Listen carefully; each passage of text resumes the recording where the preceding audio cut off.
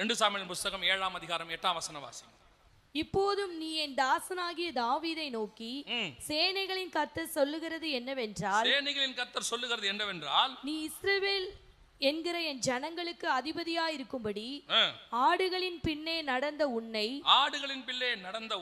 நான் ஆட்டு மந்தையை விட்டு எடுத்து நீ போன எவ்விடத்திலும் உன்னோடே இருந்து உன் சத்துருக்களை எல்லாம் உனக்கு முன்பாக நிர்மூலமாக்கி. அப்ப ஆண்டவர் ஒரு அபிஷேகத்துக்கு அதிபதியாக என்ன பண்ணி இருக்கிறாரு? அபிஷேகம் பண்ணி. அப்படிதானே இருக்குது. இப்ப ஆடுகளுக்கு பின்னாடி இருக்கிறவனை இப்ப செலக்ட் பண்ணி என்னவா மாத்துறாரு? அதிபதி, ராஜாவாக மாத்துறாரு.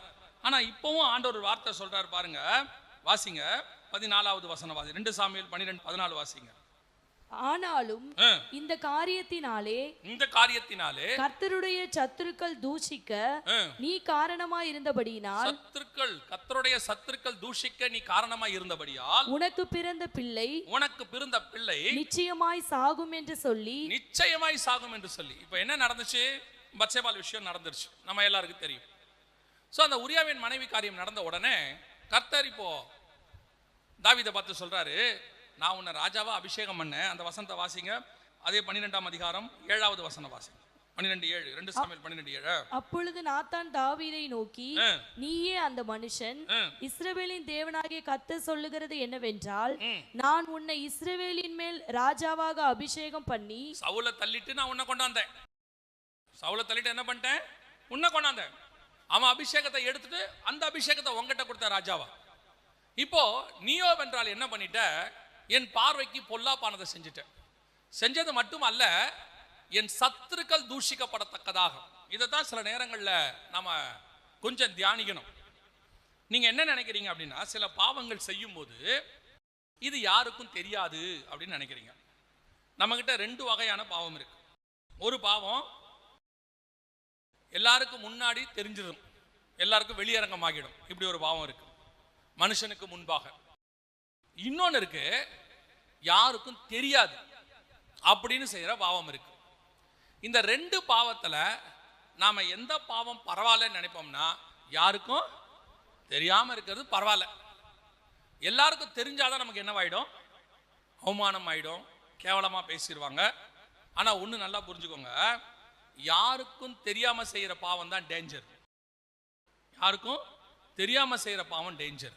ஏன் அப்படின்னு கேட்டீங்கன்னா, இப்ப எல்லாருக்கும் தெரிஞ்சிருச்சுன்னு வச்சுக்கோங்க. ஆண்டவர் சொல்றாரு, உன்னுடைய பாவங்கள் ஏதோ ஒரு கர்த்தருக்கு வெளியரங்கமாகாத ரகசியம்னு உனக்கு கிடையாது. எப்படியோ தெரிஞ்சது உனக்கு ஒரு தண்டனையும் கிடைச்சிருச்சு. எல்லாரும் தூஷிச்சுட்டாங்க, இல்ல ஏதோ ஒண்ணு பண்ணிட்டாங்க, ஒரு தண்டனை கிடைச்சிருச்சு, பரவாயில்ல, அதோட எனக்கு எல்லாம் முடிஞ்சிருமே. இல்ல, கர்த்தர் நினைச்சாருன்னா உன்னை திருப்பி கொண்டு வந்து நிறுத்த வல்லமை உள்ளவராய் இருக்கிறார். எல்லாராலும் தள்ளப்பட்டாலும், ஆகாதது என்று தள்ளப்பட்டாலும் அதை மூலக்கல்லாய் மாற்றுவதற்கு அவரால் முடியும். சில நேரங்களில் அப்படி நடந்திருக்கு. ஒரு சிலருடைய பாவங்கள்ல வெளியரங்கமான பிறகு, அவங்க ஆண்டவர்கிட்ட மனம் திரும்பின பிறகு, கர்த்தர் அவங்களை திருப்பி கொண்டு வந்து என்ன பண்ணிட்டாரு?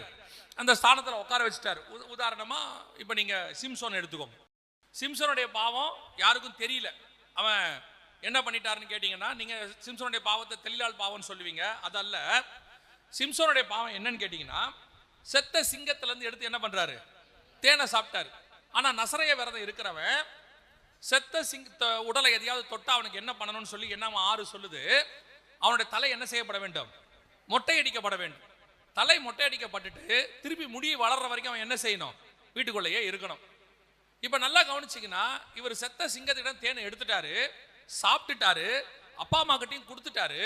ஆனா எங்கிருந்து எடுத்தாருன்னு என்ன செய்யல, சொல்லல. அவருக்கு அதை பத்தி கவலையும் இல்ல. அவர் வாடின ஒரு மினிஸ்ட்ரியை பண்ணிக்கிட்டு இருக்கிறாரு. மினிஸ்ட்ரி நல்லா போயிட்டு இருக்கு. ஆனா ஏற்கனவே செஞ்ச பாவம் மறைமுகமா உள்ள இருக்கு, யாருக்குமே தெரியல. ஒருத்தருக்கும் தெரியாத பாவம்னு உள்ள இருக்கு. இப்ப தெளிலால் பாவமா இருக்கட்டும், வேற எதுவானா இருக்கட்டும், அது வெளியரங்கமாகிருச்சு.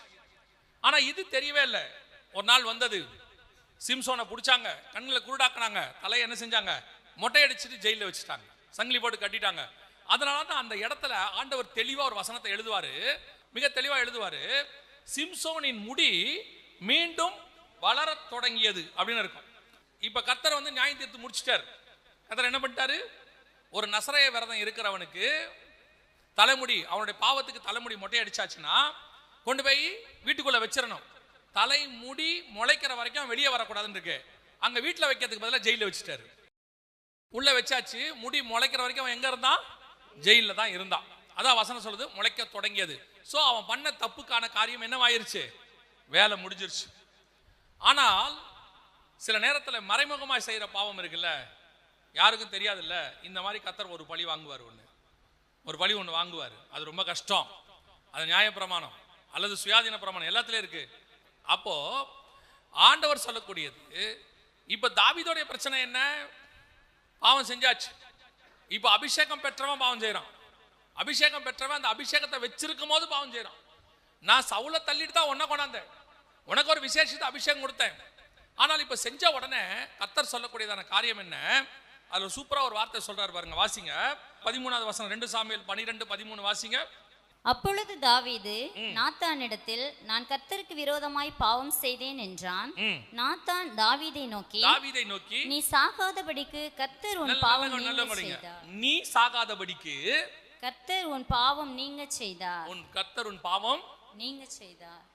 அதான் கொடுமையே. இப்ப பரவாயில்லையே, கர்த்தர் என்ன பண்ணிட்டாரு? பாவத்தை மன்னிச்சிட்டாரே, நீங்க செஞ்சிட்டாரே அப்படின்னு கேட்டீங்கன்னா, அந்த இடத்துல நீங்க செய்யறதுக்கு ஒரு தண்டனை கொடுத்திருக்காரு, ஒரு வேலை கொடுப்பார் தாவீது. அந்த வேலையை கவனிங்க.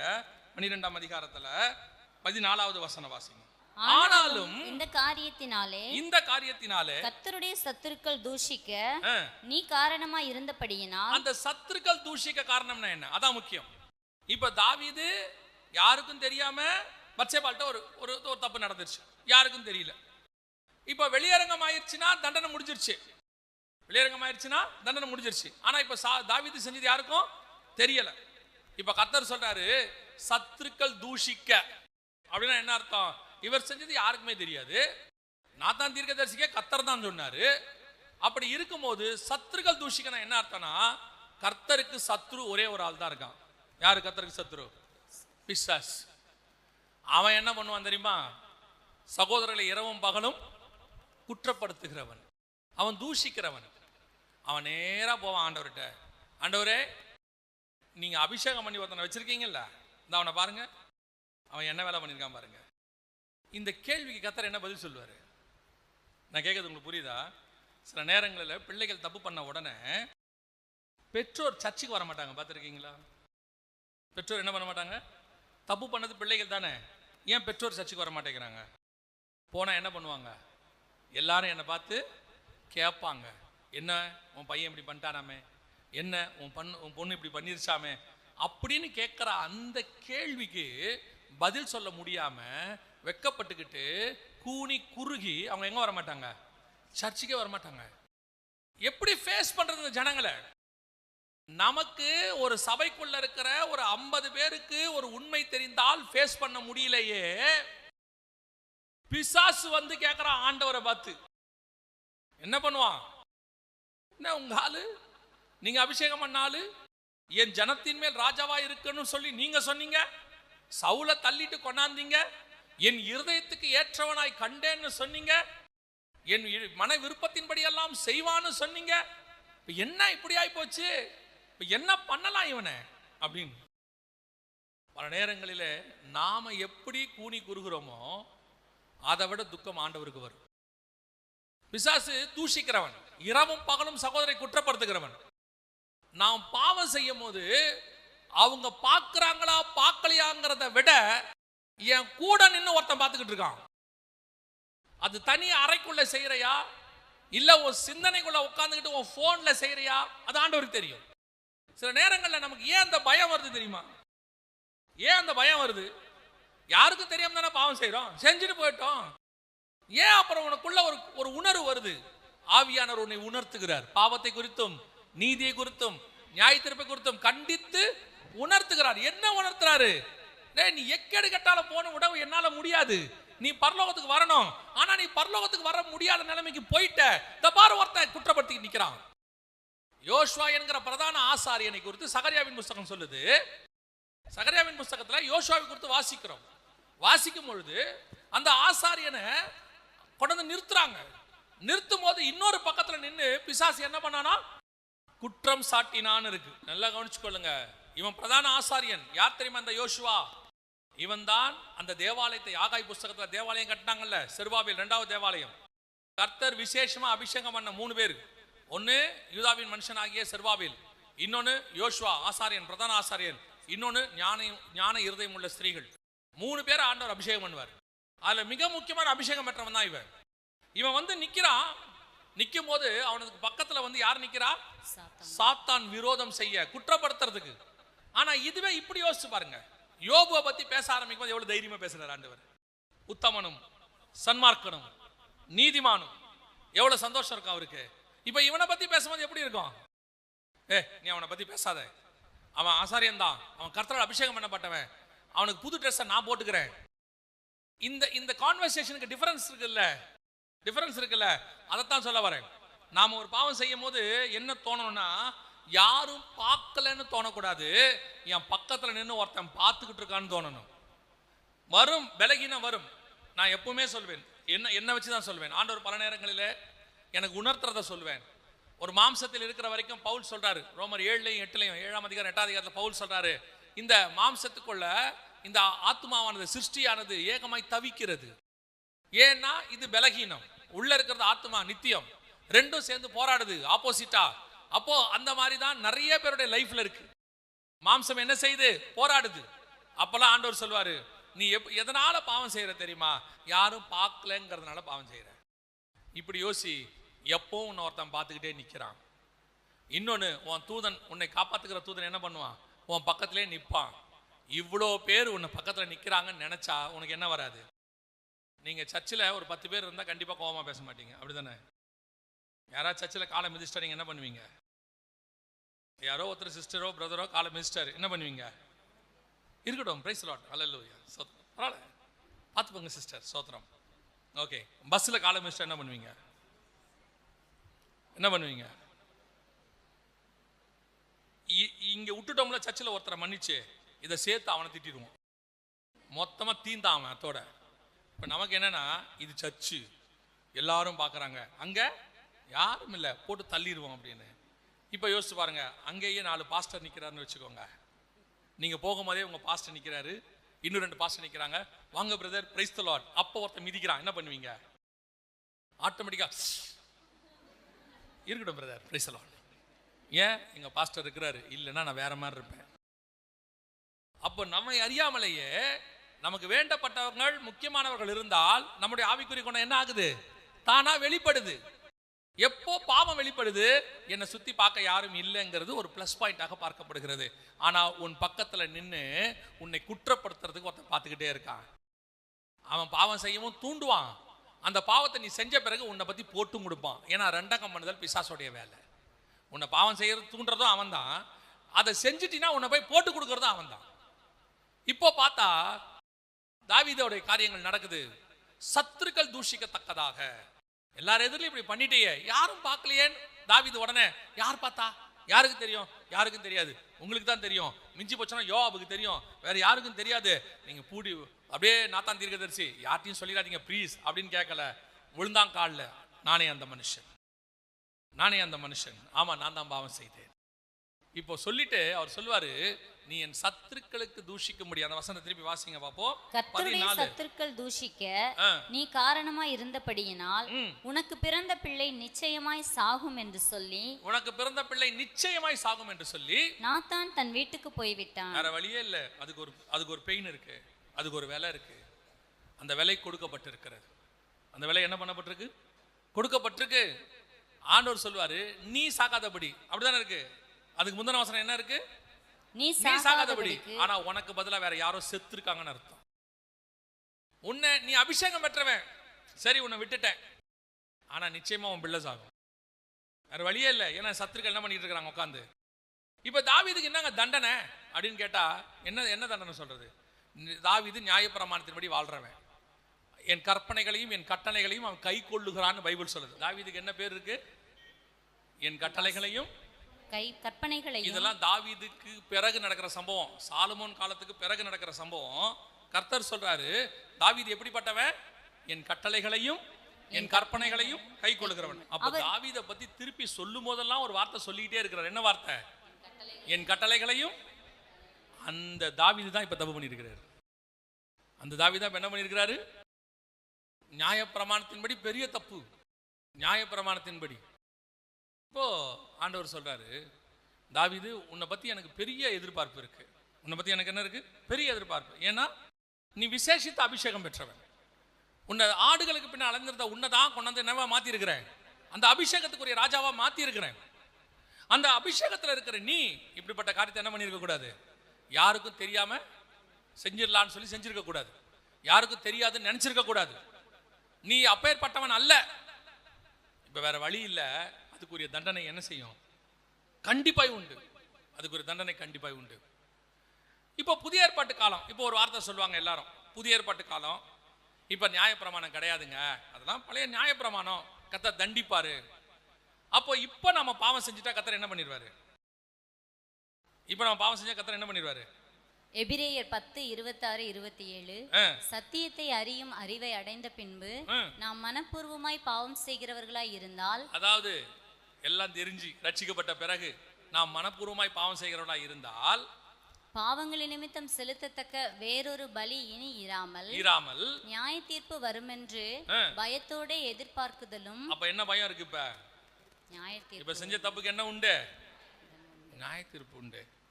நீதிமானுக்கு சரி கட்டப்படும். இப்போ ஒரு ஆளு அவதூறா பேசிட்டாரு, இல்ல ஒரு ஆளு தப்பு பண்ணிட்டாரு, ஜெயில கூப்பிட்டு அவருக்கு என்ன பண்ணிட்டாங்க? தண்டனை கூப்பிட்டாங்க, உள்ள வச்சாச்சு. திருப்பி அந்த தப்புக்கு தண்டனை உண்டா? வெளியே வந்த பிறகு திருப்பி தண்டனை உண்டா? இல்லையே. அதான் அதுக்கான தண்டனை கிடைச்சிருச்சு அவருக்கு. அதே மாதிரி தான் பல நேரங்களிலே நாம் செய்கிறதுக்கு பாவம் வெளியரங்கம் ஆயிடுச்சுன்னா என்ன கிடைச்சிரும்? ஏதோ ஒரு தண்டனை கொடுத்து தூஷிச்சு இல்ல பண்ணி கேவலப்படுத்தி, இல்ல உங்களை ஊழியத்தை விட்டு அனுப்பிச்சிருவாங்க, இல்ல உங்க ஆவிக்குரிய வாழ்க்கை விட்டு அடிச்சு. ஆனா நீங்க மனத்திரும்பிட்டா கர்த்தர் உங்களோட இருப்பார். அது வேற விஷயம். கர்த்தர் 7 தடவை மன்னிக்கிறவர். ஆனால் உங்கள் அபிஷேகம், உங்க மேல வச்ச அழைப்பு, இப்ப தாவீதுக்கு என்ன ஆயிடுச்சு? அதுக்கு பதிலா வேற ஒன்று கொடுத்தாச்சு, வேற ஒரு காம்பன்சேட் பண்ணியாச்சு. அப்போ புதிய ஏற்பாட்டில் என்ன ஆகும் அப்படின்னும் போது ஒரு வசனத்தை கர்த்தர் எனக்கு ஞாபகப்படுத்தினார். அதை நான் வாசிச்சுட்டு நான் ஜெபம் பண்ணி முடிக்க விரும்புகிறேன். நல்லா கவனிங்க. கர்த்தர் ஒரு வசனத்தை ஞாபகம் பண்ணாரு. அந்த வசனத்தை நான் ரொம்ப சாதாரணமாக தான் படிச்சிருக்கேன். ஆனால் அதுக்கு பின்னாடி இருக்கக்கூடியதான ஒரு மிக முக்கியமான சத்தியத்தை கர்த்தர் சொன்னார். வாசிங்க. வெளிப்படுத்தின விசேஷம் 5ஆம் அதிகாரம் 6வது வசனம் வாசிங்க. அப்பொழுது இதோ அடிக்கப்பட்ட வண்ணமா இருக்கிற ஒரு ஆட்டுக்குட்டி சிங்காசனத்திற்கும். அடிக்கப்பட்ட வண்ணமா இருக்கிற ஒரு ஆட்டுக்குட்டி அப்படின்னா என்ன அர்த்தம்? பரலோகத்துக்கு போனா நம்ம என்னவாயிடுவோம்? மறுரூபமாக்கப்படுவோம். புரியுதா? நம்ம என்ன ஆகும்? மறுரூபமாகும். அப்ப இந்த ரூபம் இருக்காது, எல்லாமே போயிடும், வேற ரூபம் ஆயிடும். அப்படிதானே இருக்கு. 1 யோவான் 3ஆம் அதிகாரம் 2வது வசனம். பிரியமானவர்களே, இப்பொழுது தேவனுடைய பிள்ளைகளா இருக்கிறோம், இனி எவ்விதமா இருப்போம் என்று இன்னும் வெளிப்படவில்லை. ஆகிலும் அவர் வெளிப்படும் போது அவர் இருக்கிற வண்ணமாகவே நாம் அவரை தரிசிப்பதினால் நம்ம என்ன ஆயிடுவோம்? இப்ப அவரை மாதிரி மாறிட போறோம். அப்படிதானே இருக்கு. ஆனா இயேசு மாறல பாருங்களேன். இயேசு மறுரூமாய் வேற மாதிரி தான் இருக்கணும். நியாயமா பூமியில இருந்த மாதிரி இருக்க கூடாது இல்ல. ஆனா அந்த வசனம் என்ன சொல்லுது? அடிக்கப்பட்ட வண்ணமா இருக்கிற. அப்ப இன்னும் அவருக்கு என்ன இருக்குது? அடிக்கப்பட்ட வண்ணமா இருக்கிற அந்த தழும்புகள் எல்லாம் இன்னும் எப்படி இருக்கு? 2000 வருஷம் ஆனாலும் மாறல, எதானாலும் மாறல. அவருடைய தழும்புகள் இன்னும் அப்படியே தான் இருக்கு. பரலோகத்தில் மாம்சமும் ரத்தமும் கிடையாது. அவர் ஒரு தடவை நம்முடைய ரத்தத்துக்காக நமக்காக பலியானார். எல்லாம் நடந்துருச்சு. ஆனா என்ன பிரச்சனைனா, நீங்கள் நானும் பாவம் செய்ய செய்ய அவர் மீண்டும் அடிக்கப்படுகிறார். ஆனால் மாம்சத்தில் ரத்தம் சிலுவையில் அல்ல. அவர் எல்லா பாவத்தையும் சுமந்து தீர்த்துட்டார். எப்போ? அவர் சிலுவையில் இருக்கும் போது என்னுடைய பாவங்களை எல்லாம் என்ன பண்ணிட்டாரு? சுமந்து தீர்த்துட்டாரு. அப்ப நான் செய்ய போற பாவத்துக்கான எல்லா அடியும் அவருக்கு அங்க கிடைச்சிருச்சு. அப்ப நான் பிறக்கவே இல்லை. நல்லா புரியுதா? அப்ப நான் பிறந்து செய்யற பாவத்துக்கெல்லாம் அவர் அப்பயே என்ன வாங்கியிருக்கிறாரு. அப்ப இப்ப நான் பாவம் செய்ய செய்ய அங்க அவருக்கு என்ன விழுதுன்னு அர்த்தம்? அடி விழுதுன்னு அர்த்தம். மாம்சத்தின்படி அல்ல, ஆவியில. கர்த்தர் நீ செய்யற ஒவ்வொரு பாவத்துக்கும் அங்க அவருக்குள்ள ஒரு விதமான பெயின். ஐயோ என் பாவம், அவன் செய்யற பாவம் என்ன செய்யுது? அவனுடைய பாவத்தை நான் சுமந்துக்கிட்டு இருக்கிறேன். இப்ப திருப்பியும் சொல்றேன், உடனே பரலோகத்தில் சிலுவையில் அடிச்சாங்க, ரத்தம் வந்துச்சு, அதெல்லாம் இல்லை. அவர் அடிக்கப்பட்ட வண்ணமா இருக்கிற ஆட்டுக்குட்டி. அவர் சிலுவையில் அறையப்படும் பொழுதே 2000வது வருஷத்துக்கு பிறகு யார் ரட்சிக்கப்படுவானோ அந்த பாவத்துக்கு அவர் அப்பயே என்ன ஆயிட்டாரு? சிலுவையில் அறையப்பட்டார். அப்ப அந்த அடி அவருக்கு அப்பயே விழுந்துருச்சு. நான் வருவேங்கிறது அவருக்கு நல்லா தெரியும். நான் ரட்சிக்கப்படுவேங்கிறது தெரியும். அதுக்கு முன்னாடி இருக்கிற பாவத்துக்கு விலை கொடுக்கணும்னு தெரியும். அதுக்கான விலையை அவர் என்ன பண்ணிட்டாரு? அப்பவே கொடுத்துட்டாரு. இப்போ எல்லாத்துக்குமான விலை அவருக்கு அங்க அடி விழுந்துகிட்டே இருக்கு. அவர் நமக்காக பரிஞ்சு பேசிக்கிட்டே இருக்கிறாரு. ஆனால் சில நேரங்களிலே உங்கள் பாவத்துக்கு நீதி சரி கட்டப்படும். நீதி சரி கட்டப்படும். ஏன்னா நீதிமான்கள் ஆக்கணும்ல. பாவத்துக்கு நம்ம ரட்சிக்கப்படுறதுக்கு முன்னாடி உள்ள பாவத்தெல்லாம் மன்னிச்சிட்டாரு. ஆனால் ஆண்டவர் இன்னும் நமக்காக என்ன பண்றாரு? பரிஞ்சு பேசிக்கிட்டே இருக்கிறாரு. நம்மளை கைவிட்டக்கூடாதுன்னு நினைக்கிறாரு. தாவீது அல்றா மாதிரி வாக்கு கடந்த பெருமூச்சுகளோட விண்ணப்பங்களை ஏறெடுக்கிறாரு. எல்லாம் இருக்குது. ஆனா உன்னுடைய பாவத்துக்கான விலை ஒன்று இருக்கிறது. நீதியை சரி கட்டுதல், அது நடக்கும். ரொம்ப கேர்ஃபுல்லா இருந்து கொள்ளுங்க. உங்க மேல இருக்கிற அபிஷேகம் அப்படிப்பட்டது, உங்களை தள்ள முடியாது. ஏன்னா நீங்க அதுக்காக தான் உருவாக்கப்பட்டீங்க. ஆனா தள்ளாம இருக்கணும்ன்றதுக்காக நீங்க எல்லா பாவத்தையும் செஞ்சு அவர் பொறுத்துக்கிட்டு இருக்க மாட்டாரு. நிறைய பேர் அதான் சொல்றான், கர்த்தர் நம்மளை அபிஷேகிச்சிருக்கிறாரு, கர்த்தர் நம்மளை முன்குறிச்சிருக்கிறாரு, அதனால என்ன பண்ணாலும் பொறுமையா இருப்பார். எப்படி இருப்பாரு? எப்படி இருப்பாரு? அவர் பாவத்தை பார்க்க மாட்டாத சுத்த கண்ணன். பரலோக ராஜ்யத்துக்குள்ள தீட்டுள்ளதும் அருவருப்பையும் பொய்யும் நடப்பிக்கிற ஒன்றும் அதற்குள் பிரவேசிப்பதில்லை. அப்போ உங்களுக்காக எனக்காக கர்த்தர் இன்னைக்கும் அங்க உட்கார்ந்து அடிக்கப்பட்ட வண்ணமா இருக்கிற ஆட்டுக்குட்டி. அந்த தழும்பெல்லாம் இன்னும் இருக்கு, அப்படியே இருக்கு மேல. அந்த தழும்பெல்லாம் காட்டிக்கிட்டே இருப்பாரு. ஏதாவது ஒன்று பண்ணும்போது பிசாசு போய் குற்றப்படுத்துவான். இங்க பாருங்க, உங்கால் பாருங்க, நீங்க அபிஷேகம் பண்ணீங்கல்ல, ஊழியர் இருக்குன்னு சொன்னீங்கல்ல, இவனை முன்குறிச்சிங்கல்ல, தாயின் வயிற்றிலிருந்து தெரிந்து கொண்டேன்னு சொன்னீங்கல்ல, அவன் பண்ற வேலையை பாருங்க அப்படின்னு உடனே ஆட்டோமேட்டிக்கா பிதாவாகிய தேவனுடைய கணக்கின்படி நாம் என்ன பண்ண வேண்டும்? பாவத்திற்கு மறிக்கணும், கொல்லப்படணும். ஆனா அங்க அடிக்கப்பட்ட வண்ணமா இருக்கிற ஆட்டுக்குட்டி ஒன்று பக்கத்துல மன்றாடிக்கிட்டே இருக்கும். அப்பா, இவனுக்காக நான் ரத்தம் சிந்தி இருக்கிறேன், இதுக்கும் சேர்த்தான் பண்ணியிருக்கேன், இந்த மரம் இந்த வருஷமும் இருக்கட்டும். தோட்டக்காரர் சொல்லுவார், வெட்டி போடு, இது நிலத்தை பாழாக்குகிறது. ஆனா தோட்டக்காரர் சொல்லுவார், இந்த வருஷம் இருக்கட்டும், இன்னும் ஒரு வருஷம் நீ என்ன பண்ண போற? நான் கொத்தி எறி போறேன், நான் கொத்திக்கிறேன், நான் குத்து நான் குத்திக்கிறேன், என்ன வேணாலும் பண்ணிக்கிறேன். உன்னை திருத்தத்துக்கு அவருக்கு நிறைய வழி வச்சிருக்கிறாரு. நம்மளை திருத்துக்கு என்ன பண்ணிருக்கிறாரு? நிறைய வழி இருக்கு. நீங்க நினைச்சுக்கிட்டு இருக்கீங்க தானே? நிறைய பேர் சொல்லுவாங்க, எனக்கு ஏன் இவ்வளோ பாடு, எனக்கு மட்டும் ஏன் பாடு? உட்காந்து தனியா போய் ஆண்டவர்கிட்ட கேளுங்க, ஏன்னு தெரியும். எங்கேயோ ஏதோ ஒண்ணுல என்ன இருக்கு? மிஸ்டேக் இருக்கு. வசனம் சொல்லுது, சோதிக்கப்படுகிற எவனும் தேவனால் சோதிக்கப்படுகிறேன் என்று சொல்லாதிருப்பானாக. அவன் தன் சுய இச்சையின்படி இழுக்கப்பட்டு சிக்குண்டு சோதிக்கப்படுகிறார். நீங்க ஏதோ ஒரு சோதனை வருதுன்னா எங்கேயோ ஒரு இடத்துல மிஸ்டேக் இருக்கு. அது தேவ சித்தத்தை செய்யாம போறதா இருக்கும், பாவமா இருக்கும், ஏதோ ஒண்ணு இருக்கும். இல்லாம கர்த்தர் சோதிக்க மாட்டார். அப்ப ஆண்டவருக்கு உங்களை சோதிக்கணும்னு அர்த்தம் அல்ல. கர்த்தருக்கு ஒரு ஆளை எதுக்காக சத்துரு கையில ஒப்படைக்கிறாருன்னா அவனை திருத்துறதுக்கு. சும்மா இல்ல. நீங்க பைபிள் முழுக்க பாருங்க, இஸ்ரவேல் ஜனங்க தப்பு பண்ணா சத்துருக்கள் கையில ஒப்படைப்பார், எருசலேம் தப்பு பண்ணா ஒப்படைப்பார். சும்மா சும்மா உங்களை ஒப்பு கொடுத்து அடி வாங்கி உங்களை நீங்க சோதிக்கப்படுறத பார்த்து உட்காந்து ரசிக்கிற தேவன் அவர் கிடையவே கிடையாது. ஆண்டவர் ஒரு விஷயத்தை செய்யறாருன்னா அது நம்மளை திருத்தறதுக்காக மட்டும்தான் இருக்கும், வேற எதுக்காகவுமே இருக்காது. இப்ப பாருங்க, தாவீது கற்பனைகளையும் கட்டளைகளையும் கரெக்டா கை கொண்டா. வசனம் சொல்லுது, தாவீதை சுற்றிலும் எல்லாம் எப்படி இருந்தது?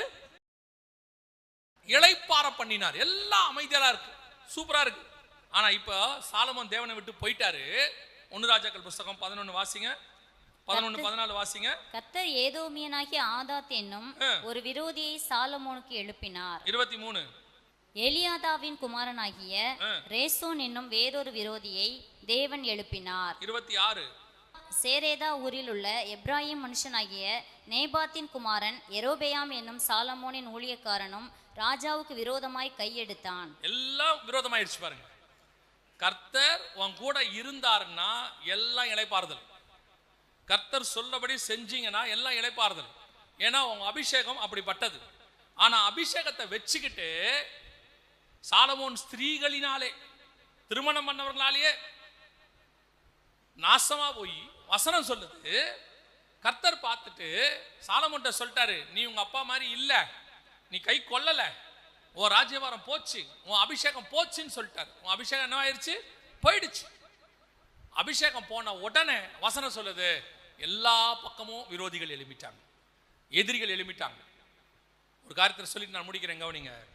கர்த்தர் உங்க கூட இருப்பாரானால் கர்த்தருடைய அபிஷேகம் உங்கள் மேல் இருக்குமானால் உங்களை சுற்றிலும் கர்த்தர் இளைப்பாற கட்டளையிடுவார், கர்த்தர் அமைதலை கொடுப்பார். தேசத்துல ஒரு சபை கர்த்தருக்கு முன்பாக உண்மையா இருக்கும்னா அவர்களுக்காக கர்த்தர் வழக்காடுவார், அவர்களை கர்த்தர் வழக்காடுவார். ஒருவேளை நீங்கள் கர்த்தருக்கு விரோதமாய் அல்லது அவருடைய பிரமாணங்களுக்கு விரோதமாய் அல்லது அவருக்கு அபிஷேகத்துக்கு விரோதமாய் நீங்கள் செய்யும் போது கர்த்தர் வேற வழி இல்லாம யாரை எழுப்புறாரு? சத்துருக்களை எழுப்புவார். வசனம் சொல்லுது, சுத்திலும் அமைதலா இருந்துச்சு, எல்லாம் பக்காவா இருந்துச்சு. திடீர்னு பார்த்தா தேவனை விட்டு தூரம் போன உடனே எல்லா சத்துருக்களாக எழும்பிட்டாங்க. இன்னைக்கு பல நேரத்தில் நமக்கு விரோதமாய் சத்துருக்கள் எழும்பி நிற்கிறாங்க. நீங்க அபிஷேகம் பெற்றவங்க தான், நீங்க கர்த்தரால் அழைக்கப்பட்டவங்க தான், கர்த்தர் சில வரங்களை கூட கொடுத்துருக்காரு தான். ஆனா ஏன் உங்களை சுத்தி இவ்வளவு பிரச்சனை?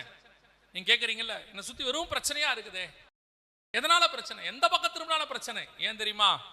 எங்கேயோ ஒரு இடம், ஏதோ ஒரு இடம் கர்த்தருக்கு பிடிக்காதது உங்ககிட்ட இருக்கு. அதுதான் கர்த்தர் சொல்றார், நீ மட்டும் கரெக்டா ஆண்டவருக்கு பிரியமா சந்தோஷமா நடந்து பாருங்க, உன்னை சுற்றிலும் இளைப்பாற பண்ணுவதற்கு கர்த்தர் வல்லமை உள்ள தேவனாய் இருக்கிறார். முடிக்கும் போது சொல்லிட்டு முடிக்கிறேன், உங்கள் மேல் வைத்த கர்த்தருடைய அபிஷேகம் விசேஷமானது. அதை பத்திரமா பார்த்துக்கொள்ளுங்க. அதை எந்த விதத்திலும் சவுல் மாதிரி முரட்டாட்டம் பண்ணியோ ரெண்டகம் பண்ணியோ கர்த்தருக்கு விரோதமான காரியங்களை செய்தோ அதை இழந்து போகாதீங்க. தாவீது திருப்பி ரிட்டைன் பண்ணிட்டார், ஓகே, திருப்பி பெற்றுக்கொண்டார். அதுக்கு ஒரு விலை கொடுத்தார். விலை கொடுத்து அந்த அபிஷேகத்தை என்ன பண்றாரு? ஆனா ஆண்டவர் அதை விரும்பவே இல்லை. ஆண்டவருக்கு அப்படி செய்யணும்னு இல்லை, ஆண்டவருக்கு உன் அபிஷேகத்தை கடைசி வரைக்கும் வச்சுக்கணும் தான் கர்த்தர் விரும்புகிறார். நான் வருமளவும் அவனுக்குள்ளதை பற்றி கொண்டாரு. சாலமோன் இழந்துட்டான், அவனுக்கு அதை பத்தி கவலையே இல்லை, கர்த்தர் சத்துருக்களை எழுப்பினார்னு பார்க்கிறோம். அல்லேலூயா. இதே காரியங்கள் நம்முடைய வாழ்க்கையிலும் நடக்கும். ஆனாலும் கர்த்தர் அதை விரும்புகிறதில்லை. கர்த்தர் சொல்றாரு, என் தாசனாகிய தாவீது செய்தது போல என் கட்டளைகளையும் என் கற்பனைகளையும் என் நியமங்களையும் நீங்கள் கை கொள்ளும் பொழுது உங்களை சுற்றி எல்லாவற்றையும் கர்த்தர் இளைப்பாற பண்ணுவார். அல்லேலூயா.